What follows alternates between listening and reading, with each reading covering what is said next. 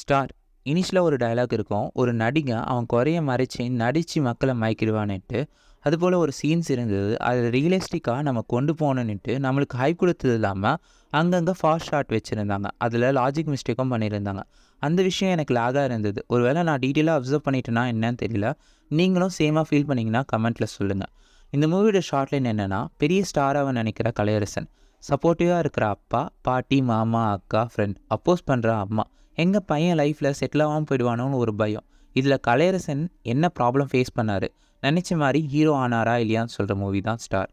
ஒரு சில காமெடி, ஜாலியான சப்போர்ட்டிவ் கேரக்டரில் இருக்கிற ஹீரோ, ப்ளஸ் ஒரு சில ட்விஸ்ட், மிடில் கிளாஸ் லைஃப்பில் கனெக்ட் பண்ணுற விஷயம், எஸ்பெஷலி ட்ரீமை ஃபாலோ பண்ண முடியாமல் சிச்சுவேஷனுக்காக ஃபேமிலி நடிச்சுன்னு இருக்கிறவங்களுக்கு இந்த மூவி ஒரு சில சீன்ஸில் கனெக்ட் ஆகும்.